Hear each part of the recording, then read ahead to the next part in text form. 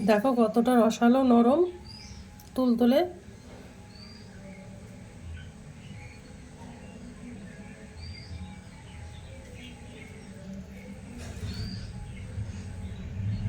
Hello বন্ধুরা, তো আমি আজকে আবার অন্যদিনের মতো নতুন একটা রেসিপি নিয়ে এসেছি। আজকে রেসিপি হচ্ছে গাজরের মিষ্টি। তো এখন তো গাজরের সিজন, তো ভাবলাম একটু গাজরের মিষ্টি বানাই। তো তোমরা শেষ পর্যন্ত ভিডিওটা স্কিপ না করে পাশে থেকে দেখার জন্য অনুরোধ দিল। তো চলো শুরু করি। তো দেখো, প্রথমে আমি গাজর দুটো গ্রেট করে নেব।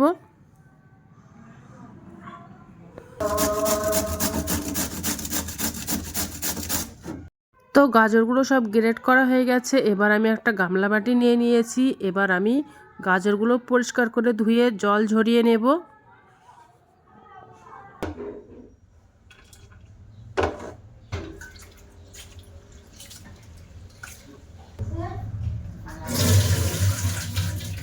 এবার আমি একটা মিক্সার জার নিয়ে নিয়েছি। এবার আমি গাজরগুলো মিক্সার জারের মধ্যে দিয়ে দেব, দিয়ে একটা পেস্ট বানিয়ে নেব গাজরের।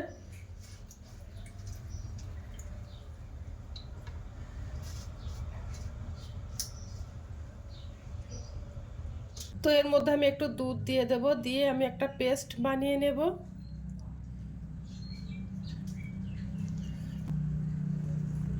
তো দেখো, আমি একটা গাজরগুলো পেস্ট বানিয়ে নিয়েছি। এবার আমি গাজরটা রান্না করে নেব। উনানে আমি একটা ফ্রাইং প্যান দিয়ে দিয়েছি। আমি ওর মধ্যে 1 চামচ ঘি দিয়ে দেব। ঘিটা গরম হয়ে গেছে। এবার যে আমি গাজরটা পেস্ট করে রেখেছিলাম, ওই গাজরের পেস্ট দিয়ে দেব।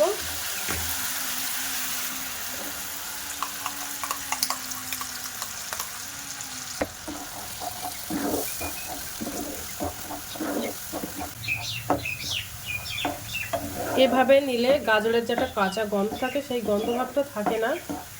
তার জন্য আমি ভালো করে গাজরটা রান্না করে নিচ্ছি। গাজরটা ভালো করে রান্না করা হয়ে গেছে। এবার আমি ওর মধ্যে 2 বাটি দুধ দিয়ে দেব। আর আমি ঘন করে আগে থেকে দুধ জাল দিয়ে রেখেছিলাম, গরুর দুধ দিয়ে ভালো করে গাজরটা মিশিয়ে নেব দুধের সঙ্গে।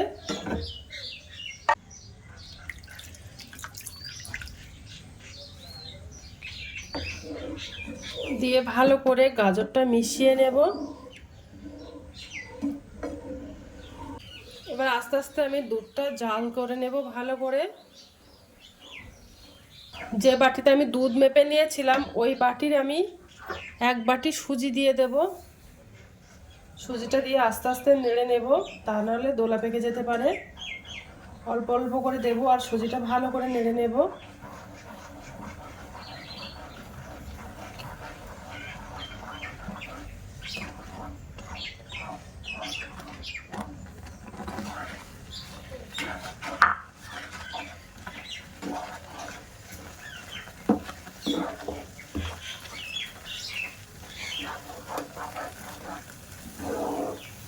আর উনানের জালটা একদম আস্তে করে দেব।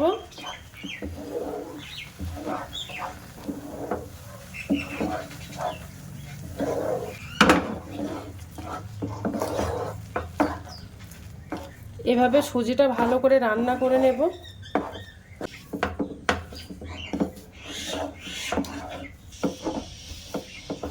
এভাবে আমি আস্তে আস্তে সুজির ডোটা বানিয়ে নেব।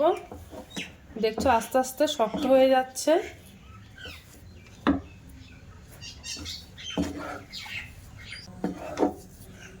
তো এবার আমি গ্যাসটা অফ করে দেব। সুজিটা রান্না করা হয়ে গেছে। এবার আমি একটা প্লেটে ঢেলে নেব, তারপরে ঠান্ডা করে ভালো করে আমি একটা মসৃণ ভাবে ডো বানিয়ে নেব। এবার একটা প্লেটে ঢেলে নেব। এবার আমি ঠান্ডা করে একটা ডো বানিয়ে নেব। ঠান্ডা হয়ে গেছে।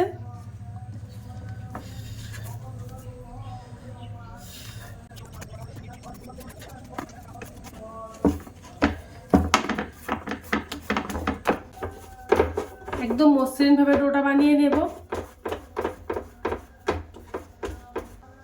তো দেখো মসৃণ ভাবে একটা ডো বানিয়ে নিয়েছি। এবার মিষ্টিগুলো আমি বানিয়ে নেব।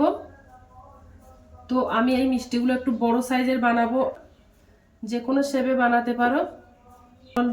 বড় একটা দলা নিয়েছি, এবার আমি ভালো করে হাতের সঙ্গে গোল করে নেব, যেন ফেটে না যায়, মসৃণ ভাবে। এবার একটু লম্বাটে মতো করে নেব।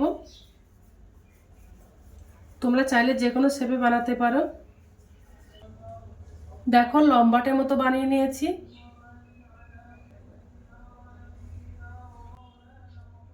এইভাবে আমি বাদ বাকিগুলো সব বানিয়ে নেব।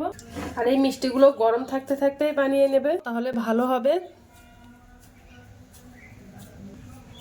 হাত দিয়ে ভালো করে মসৃণ ভাবে মেখে নেব, তারপরে হাত দিয়ে ঘুরিয়ে নেব।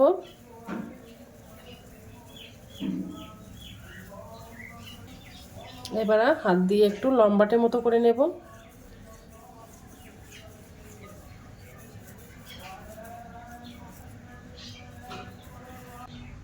তো দেখো এইভাবে লম্বাটে মতো করে নিয়েছি। তো দেখো মিষ্টিগুলো সব বানানো কমপ্লিট হয়ে গেছে। এবার আমি মিষ্টিগুলো সব ভাজা করে নেব। উনানে এবার একটা কড়াই দিয়ে দিয়েছি, এবার আমি ওর মধ্যে সাদা তেল দিয়ে দিয়েছি। এবার আমি ভাজাটা করে নেব। তেলটা ভালো করে গরম করে নিয়েছি। এবার আমি মিষ্টিগুলো একটা একটা করে দিয়ে দেব।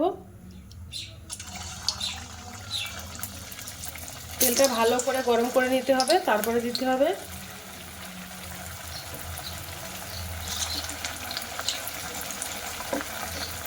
অল্প অল্প করে ভাজাটা করে নেব, তা নাহলে ভেঙে যেতে পারে। এবার একটু উল্টে দেব, আর এবার একটু লাল লাল করে ভাজা করে নেব। তো দেখো লাল লাল করে ভাজা করে নিয়েছি। এবার আমি তুলে নেব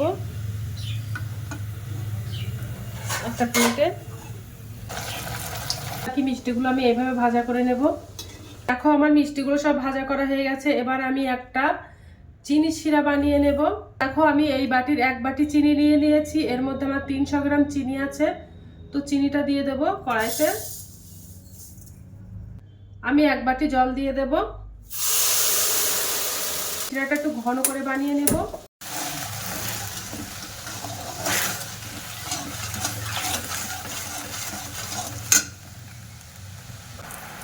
ওর মধ্যে 2টো এলাচ দিয়ে দেব। দিয়ে আমি একটা ঘন করে একটা চিনি শিরা বানিয়ে নেব।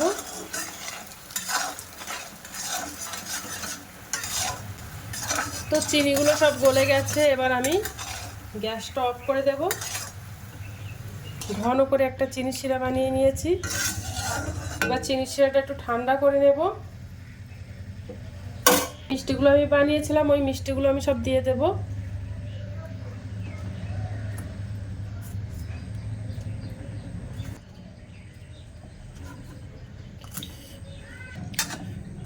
দিয়ে একটু উল্টে পাল্টে দেব, আর 10 মিনিটের জন্য রেখে দেব।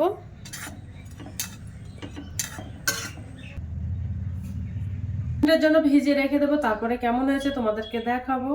মিষ্টিগুলো সব ভিজে গেছে। এবার আমি একটা প্লেটে তুলে দেখাবো যে কেমন হয়েছে।